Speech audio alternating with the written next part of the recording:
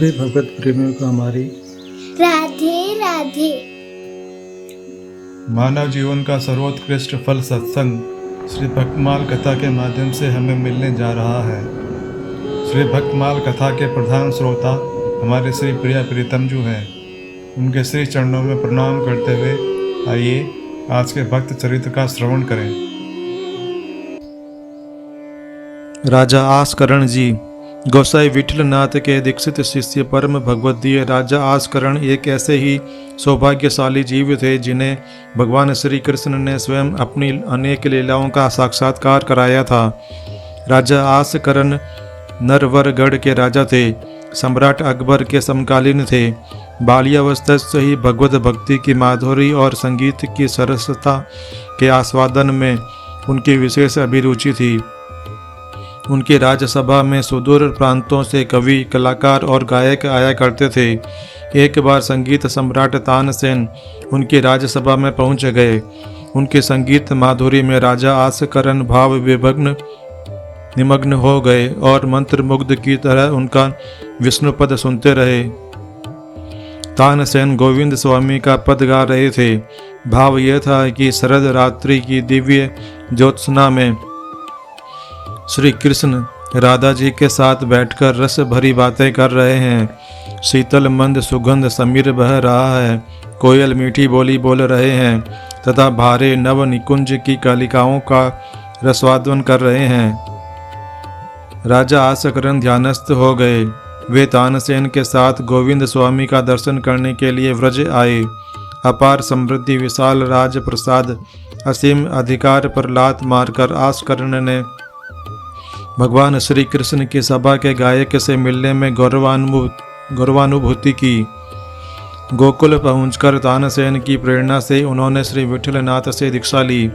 उनके साथ ही वे नवनीत प्रिय के दर्शन के लिए गए। उस समय गोविंद स्वामी नवनीत प्रिय के सामने कीर्तन कर रहे थे। सावन का महीना था। मलार की सरसता मंदिर में पूर्ण रूप से प्रवाहित हो रही थी। राजा ने समझ लिया कि गोविंद स्वामी ही गा रहे हैं। वे पद का भाव चिंतन करने लगे। नयन बंद थे।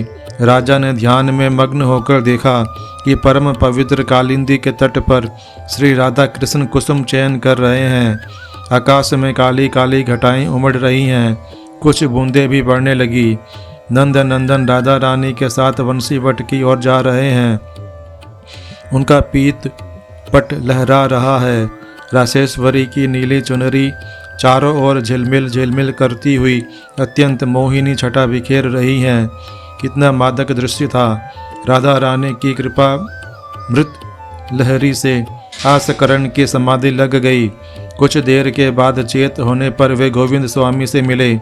वे जब तक व्रज क्षेत्र में रहे नित्य गोविंद स्वामी के साथ रमन रेती में विचरण किया करते थे। कुछ दिनों के बाद गोसाई जी की आज्ञा से वे नरवर लौट आए। गुरु ने उनको मदन मोहन जी की सेवा सौंपी। नरवर आने पर उन्होंने राजकार्य दीवान को सौंप दिया। भगवान की सेवा में उनके दिन बीतने लगे। उनकी मानसी सेवा सिद्ध थी। उनका मन राजपद से ऊब गया था। राजा आस्करण को राज्य सुख अधिक दिनों तक मोह में न रख सका। वे तो भगवान के सच्चे भक्त थे। राजकार्य भतीजे को सौंपकर भगवान श्री कृष्ण की राजधानी वृंदावन की ओर चल पड़े। कुछ दिनों तक गोकुल में भी रहे। उन्हें समय समय पर भगवान की लीला के प्रत्यक्ष दर्शन होने लगे। वे लीला दर्शन के अनुरूप पद रचना करके अपनी वाणी को भगवत रस में से सींचने लगे। एक बार राजा आस्करण स्नान करने जा रहे थे। भगवान ने रमण रेती में वंशी बजाई। सलीने श्याम सुंदर उस समय रंगोत्सव में मस्त थे। होली खेल रहे थे। राजा ने उनकी रंग भरी छवि माधुरी के स्तवन में गाया। धमार की स्वर भरी मीठी ध्वनि से लीला स्थल का एक एक कण रसमय हो उठा।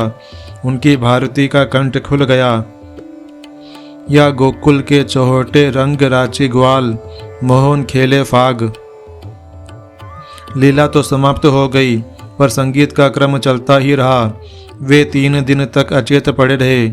उन्हें भगवत लीला का साक्षात्कार हो गया था। गोसाई जी ने उन्हें स्वतंत्रता पूर्वक व्रज भ्रमण की आज्ञा दे दी। वे उन्मत्त होकर भगवान के यश कीर्तन और लीला गान में दिन बिताने लगे। नयनों में भगवान की छवि वारुणी का ऐसा प्रभाव था कि कोटि प्रयत्न करने पर भी वह न उतरता। खाने पीने की कुछ भी चिंता नहीं रहती। वे उच्च कोटि के रसिक भक्त थे। लीला रसामृत का पान ही उन्हें निश्चिंत कर देता था। एक बार यशोदा जी अपने बाल गोपाल को दूध पिला रही थी। सोने के कटोरे में ओटा दूध लेकर ग्वाल बालों की मंडली में खेलते हुए घनश्याम को नंद रानी दूध पीने के लिए बार बार बुला रही थी। आस्करण के नयन इस पवित्र लीला का दर्शन करके धन्य हो गए। एक समय उन्हें भगवान की शयन लीला का विचित्र दर्शन हुआ। उन्होंने देखा कि भगवान निकुंज में कोमल सैया पर अपने नयनों में मीठी नींद भरकर ऊँग से रहे हैं। भगवान सो नहीं रहे हैं। भक्त का हृदय विकल हो उठा। उन्होंने मीठी वाणी से उनकी मनुहार करनी प्रारंभ की। तुम पोड़ो हो सेज बनाऊं, चाप चरण रह पायन तर, मधुर स्वर केदारो गाऊं।